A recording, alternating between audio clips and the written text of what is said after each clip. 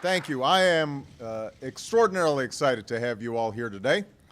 A couple of special acknowledgments I want to make. First of all, two of my outstanding cabinet members, Secretary Arne Duncan, our Education Secretary, and Secretary Stephen Chu, who is our Energy Secretary. They are both doing outstanding work each and every day. I want to acknowledge Representative Eddie Bernice Johnson, who is from Texas, and she is one of the members of our Science and Technology Committee and doing outstanding work. NASA Administrator Charlie Bolden is in the house. Where's Charlie? There he is, right there in front. NSF Director Dr. Arden Bement is here, right there. Dr. John Holdren, my Science and Technology Advisor. Where's John? Right there. Melody Barnes, our Domestic Policy Council chair or head, director. And then we've got some students from some wonderful students from some wonderful schools. Oakton High School in Vienna, Virginia, Longfellow Middle School in Fairfax, Virginia, the Washington Mathematics, Science, Technology Public Charter High School here in D.C., and the Herndon High School in Herndon, Virginia. Welcome, everybody.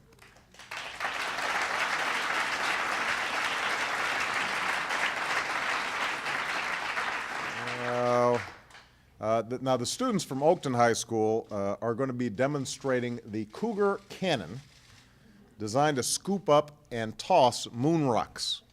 I am eager to see what they do for two reasons. As presidents, I believe that robotics can inspire young people to pursue science and engineering, and I also want to keep an eye on those robots in case they try anything. It's an honor to be here and to be joined by Sally Ride, the first American woman in space. Sally.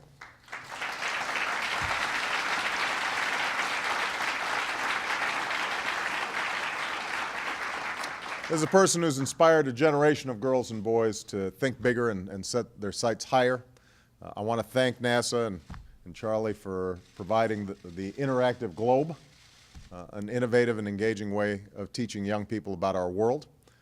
Welcome Mythbusters from Discovery Channel. Where are they? There they are.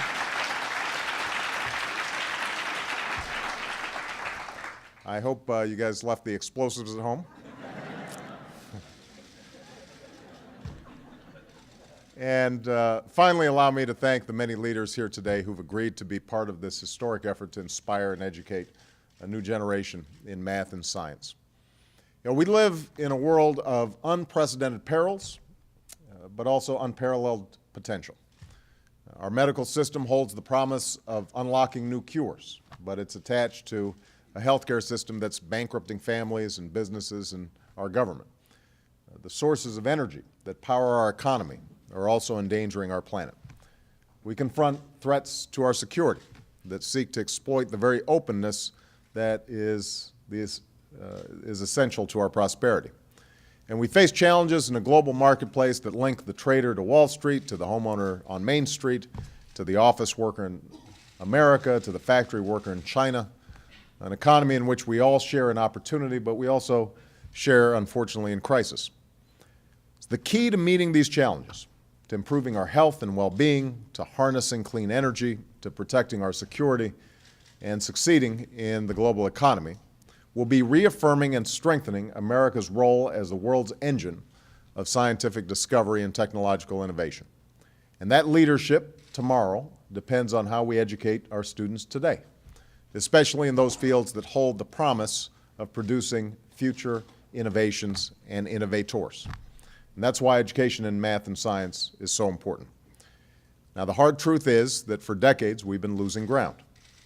One assessment shows American 15-year-olds now rank 21st in science and 25th in math when compared to their peers around the world. And this isn't news. We've seen worrying statistics like this for years. Yet, time and again, we've let partisan and petty bickering stand in the way of progress.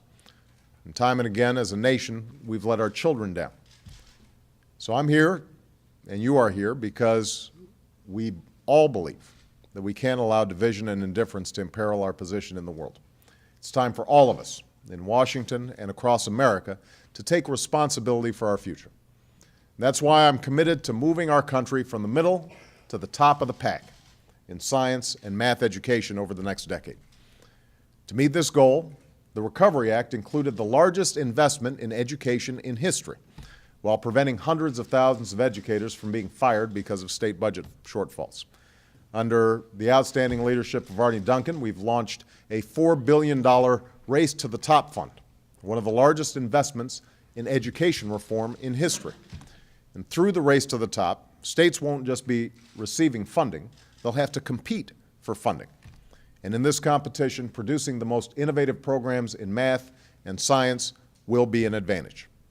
In addition, we are challenging states to improve achievement by raising standards, using data to better inform decisions, and taking new approaches to turn around struggling schools. And because a great teacher is the single most important factor in a great education, we're asking states to focus on teacher effectiveness and to make it possible for professionals, like many of the people in this room, to bring their experience and enthusiasm into the classroom. But you are here because you know that the success we seek is not going to be attained by government alone. It depends on the dedication of students and parents and the commitment of private citizens, organizations, and companies. It depends on all of us. And that's why back in April at the National Academy of Sciences, I issued a challenge to encourage folks to think of new and creative ways of engaging young people in science and engineering. And we are here because the leaders in this room answered that call to action. Today, we are launching the Educate to Innovate campaign, a nationwide effort to help reach the goal this administration has set, moving to the top in science and math education in the next decade. We've got leaders from private companies and universities, foundations and nonprofits, and organizations representing millions of scientists, engineers, and teachers from across America. The initial commitment of the private sector to this campaign is more than $260 million, and we only expect the campaign to grow. Business leaders from Intel, Xerox, Kodak, and Time Warner Cable are teaming up with Sally Ride and the Bill and Melinda Gates Foundation, as well as the Carnegie Corporation, to find and replicate successful science, math, and technology programs all across America. Sesame Street has begun a 2-year initiative to teach young kids about math and science. And Discovery Communications is going to deliver interactive science content to 60,000 schools, reaching 35 million students. These efforts extend beyond the classroom. Time Warner Cable is joining with the Coalition for Science After School and First Robotics, the program created by inventor Dean Kamen, which gave us the Cougar Cannon to connect 1 million students with fun after-school activities like robotics competitions. The MacArthur Foundation and industry leaders like Sony are launching a nationwide challenge to design compelling, freely available science-related video games. And organizations representing teachers, scientists, mathematicians, and engineers, joined by volunteers in the community, are participating in a grassroots effort called National Lab Day to reach 10 million young people with hands-on learning. Students will launch rockets, construct miniature windmills, and get their hands dirty. They'll have the chance to build and create, and maybe destroy just a little bit, to see the promise of being the makers of things and not just the consumers of things. The administration is participating as well. We've already had a number of science-focused events with young people at the White House, including Astronomy Night a few weeks ago. The National Science Foundation and the Department of Energy, under the leadership of a terrific scientist, Stephen Chu, have launched an initiative to inspire tens of thousands of students to pursue careers in clean energy. And today I'm announcing that we're going to have an annual science fair at the White House with the winners of national competitions in science and technology. You know, if you win the NCAA championships, you come to the White House. Well, if you're a young person and you've produced the best experiment or design, the best hardware or software, you ought to be recognized for that achievement too. Scientists and engineers ought to stand side by side with athletes and entertainers as role models. And here at the White House, we're going to lead by example. We're going to show young people how cool science can be. Through these efforts, we're going to expand the scope and scale of science and math education all across America. And we're going to expand opportunities for all our young people, including women and minorities who too often have been underrepresented in scientific and technological fields, but who are no less capable of succeeding in math and science and pursuing careers that will help improve our lives and grow our economy. I also want to note that this is only the beginning. We're going to challenge the private sector to partner with community colleges, for example, to help train the workers of today for the jobs of tomorrow, even as we make college more affordable, so that by 2020, America once again leads the world in producing college graduates. Now, I have to say to the young people who are here, we can't let students off the hook. In the end, the success of this campaign depends on them. But I believe strongly that America's young people will rise to the challenge if given the opportunity and given a little bit of a push. We've got to work together to create these opportunities because our future depends on them. And I just want to mention the importance not only of students but also of parents. You know, I was in Asia, I think many of you are aware, for a week, and I was having lunch with the president of South Korea, President Lee. And I was interested in education policy. They've grown enormously over the last 40 years. And I asked them, what are the biggest challenges in your education policy? He said, you know, the biggest challenge that I have is that my parents are too demanding. He said, even if somebody is dirt poor, they are insisting that their kids are getting the best education. He said, I've had to import thousands of foreign teachers because they're all insisting that Korean children have to learn English in elementary school. That was the biggest education challenge that he had, was an insistence, a demand from parents for excellence in the schools. And the same thing was true when I went to China. I was talking to the mayor of Shanghai, and I asked him about how he was doing recruiting teachers, given that they've got 25 million people in this one city. He said, we don't have problems recruiting teachers because teaching is so revered, and the pay scales for teachers are actually comparable to doctors and other professionals. That gives you a sense of what's happening around the world. There is a hunger for knowledge, an insistence on excellence, a reverence for science and math and technology and learning. That used to be what we were about. That's what we're going to be about again. And I have to say that this doesn't get a lot of focus. Not once was I asked about education policy during my trip by the press. And oftentimes events like this get short shrift. They're not what's debated on cable. But this is probably going to make more of a difference in determining how well we do as a country than just about anything else that we do here. So everyone in this room understands how important science and math can be. It goes beyond the facts in a biology textbook or the questions on an algebra quiz. It's about the ability to understand our world, to harness and train that human capacity to solve problems and think critically, a set of skills that informs the decisions we make throughout our lives. So yes, improving education in math and science is about producing engineers and researchers and scientists and innovators who are going to help transform our economy and our lives for the better, but it's also about something more. It's about expanding opportunity for all Americans in a world where an education is the key to success.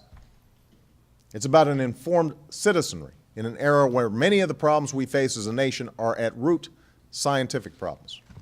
And it's about the power of science to not only unlock new discoveries, but to unlock in the minds of our young people a sense of promise, a sense that with some hard work, with effort, they have the potential to achieve extraordinary things. Now, this is a difficult time in our country, and it would be easy to grow cynical and wonder if America's best days are behind us, especially at a time of economic uncertainty, especially when we've seen so many, from Wall Street to Washington, fail to take responsibility for so long.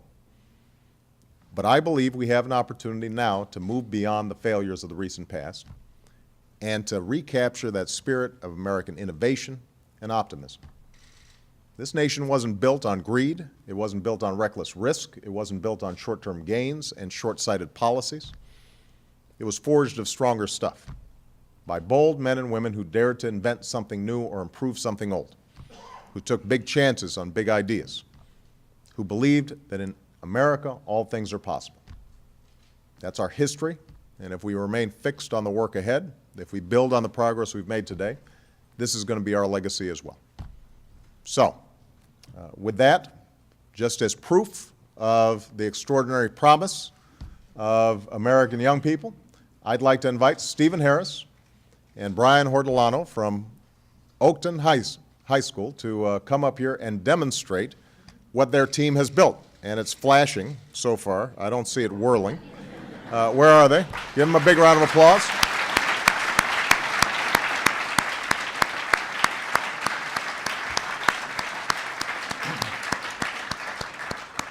All right, what do we got going here? So we built our robot to compete in a competition called Lunacy through first, letter E. And so the object of the game is to shoot the balls, they call them moon rocks, into moving goals attached to the back of the other team's robots. Okay. And what we designed our robot to do was to be able to catch balls in a top container and be able to shoot them back for one. Okay. All right, let's see it. All right, roll. What are they aiming at right now?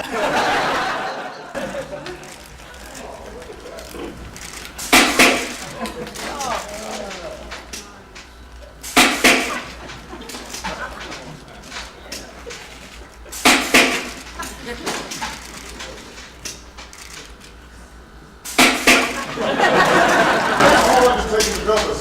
we had 6 weeks. 6 weeks, huh?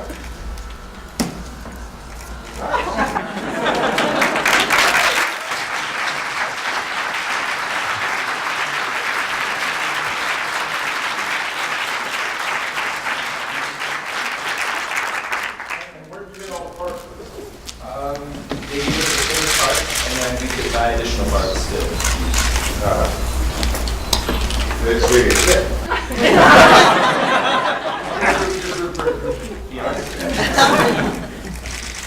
This is all starting to get ready.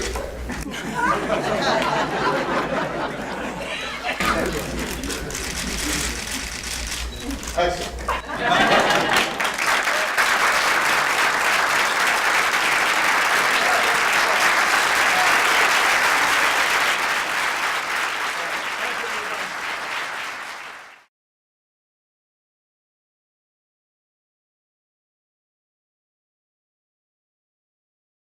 Thank you. I am extraordinarily excited to have you all here today. A couple of special acknowledgments I want to make. First of all, two of my outstanding cabinet members, Secretary Arnie Duncan, our Education Secretary, and Secretary Stephen Chu, who is our Energy Secretary. They are both doing outstanding work each and every day. I want to acknowledge Representative Melody Barnes, our Domestic Policy Council chair or head, director. And then we've got some students from some wonderful students from some wonderful schools. Oakton High School in Vienna, Virginia, Longfellow Middle School in Fairfax, Virginia, the Washington Mathematics, Science, Technology Public Charter High School here in D.C., and the Herndon High School in Herndon, Virginia. Welcome, everybody.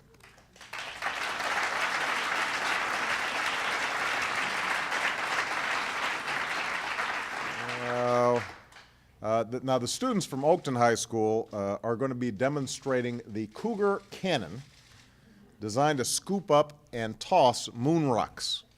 I am eager to see what they do for two reasons. As presidents, I believe that robotics can inspire young people to pursue science and engineering, and I also want to keep an eye on those robots in case they try anything.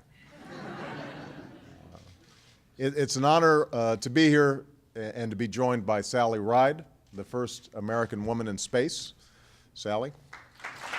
Eddie Bernice Johnson, who is from Texas, and she is one of the members of our Science and Technology Committee and doing outstanding work. NASA Administrator Charlie Bolden is in the house. Where's Charlie? There he is, right there in front. NSF Director, Dr. Arden Bement, is here, right there. Dr. John Holdren, my Science and Technology Advisor. Where's John? Right there.